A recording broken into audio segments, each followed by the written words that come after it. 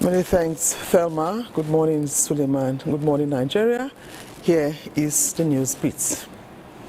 Ahead of the Unified Tertiary Matriculation Examination UTME scheduled for 16th to 25th April, Registrar of the Joint Admissions and Matriculation Board, Professor Ishaq Oloyede, says only candidates who will be 16 by 30th September 2026 are eligible for admission.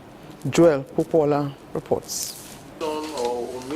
The meeting between JAM and the Commissioners of Education from the 36 states of the Federation and the FCT is part of the preparatory process for this year's examination to ensure all stakeholders align with JAM's objectives to guard against some of the nefarious activities in the previous year.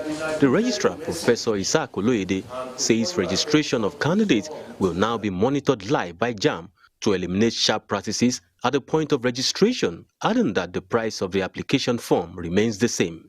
Registration is expected to commence from January 26 and end on February 28.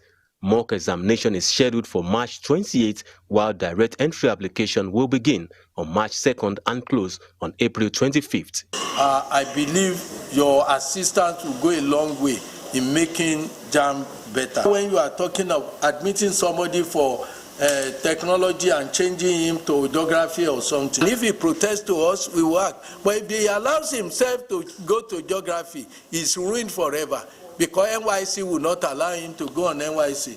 It's our duty as honorable commissioners in our respective subnationals to ensure conform completely. We are creating a common platform with the JAM and the JAM registrar himself, where if there are issues, we can directly talk to them. The commissioners are expected to sensitize candidates and schools in their states on the need to avoid running more than one undergraduate program, which will attract sanctions and early registration to be in their preferred towns. In Lagos, Joel Bukbola, NTA News. With the success recorded in the year 2025 by the Economic and Financial Crimes Commission, EFCC, the chairman, Ola Olukoyede, says in terms of recoveries and convictions, there is need for a special court to prosecute anti-corruption cases to avoid unnecessary delays. The chairman of the commission said this as a reward and recognition program aimed at appreciating personnel who performed well, encouraging others to upscale the fight against corruption in the country.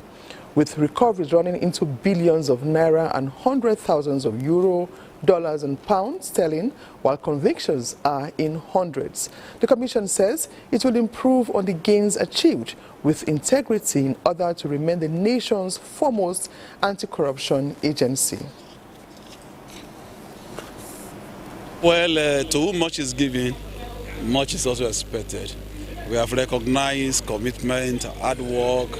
What we have done today is symbolic of the fact that whatever you sow, you will reap. And this is very apt and is very important for us to do things like this, to recognize those who are putting their best. The National Forum of Former Legislators has expressed support for the re-election of President Bola Tinubu, adopting him as its sole presidential candidate for the 2027 general elections. National Assembly correspondent Mitairi Ikpen reports.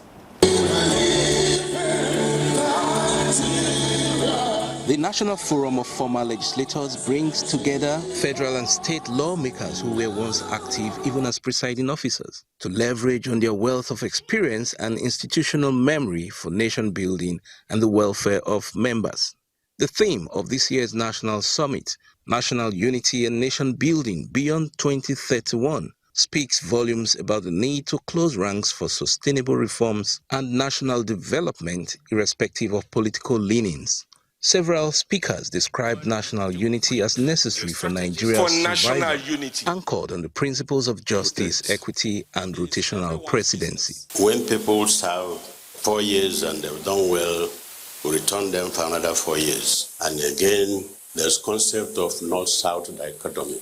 If all of us agree that rotation is necessary for us to be stable as a polity, why wouldn't we constitutionalize it? In keeping with the spirit of equity, inclusion, and national balance, we affirm that the presidency should return to the Northern region after the completion of the Saudi presidency and the administration of Bola Ahmed Tinubu, that the current president of the Federal Republic of Nigeria should be supported to complete the full 8 years. The forum attributed its support for continuity of the Tinubu presidency to robust socio-economic reforms of the present administration. President Tinubu's government has advanced numerous initiatives built on the foundation of national unity through programs that span the entire country. Because of the improvement in security, instead of running away from the Northeast, people were running to Northeast in order to celebrate the holidays. It's important to understand that this president came on board, took the very difficult decision, took the decision presidents would have been scared to take in their second term. He took it in his first term, not even considering that he had an election ahead of him. The National Forum of Former Legislators also canvassed consideration of its members and their inputs in the constitution review process. In Abuja, Mitaire Ikben, NTA News. The federal government is taking proactive steps to move away from traditional burning practices and adopt modern agricultural techniques aimed at protecting soil health. The initiative reflects the government's commitment to climate-smart agriculture. Musa Baba Aliyu reports. Land cultivation has long been used to grow crops that feed billions of people around the world and sustain life. However, farming practices contribute greatly to pollution of the environment. Environmentalists say this pollution comes from the use of chemical fertilizers and pesticides. They also argue that agriculture not only pollutes but also drives climate change. Still, it is believed that with proper management, this pollution can be reduced significantly.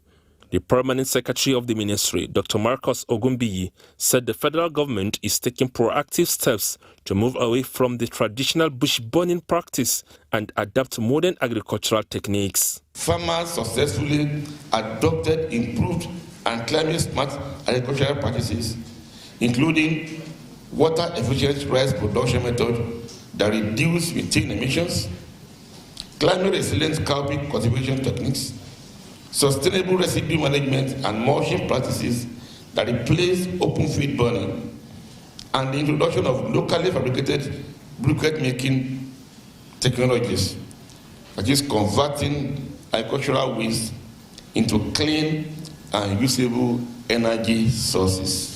The country representative of Self-Help Africa, Joy Aderele, said the project has strengthened extension services, built farmers' capacity, and generate evidence to guide policy formulation and national action. She noted that the outcomes of the initiative will support long-term reforms in the agricultural sector and contribute to Nigeria's climate goals. Musa Baba Aliyu, NTA News. And that's the news beats. Weekend Deal continues with Thelma and Suleiman after this break. Good morning.